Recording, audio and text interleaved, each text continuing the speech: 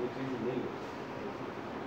मैंने उन्हें कहा, मैं क्या आप चलो हमें ये काम मत करो, ठीक है, कि हमने ये जगह इनको दी, अब हमसे इस काम जाके करो कि यहाँ पे जो होटल पर जितना सामान, ठीक है, वो हमने इन लोगों को इतने में बेच दिया।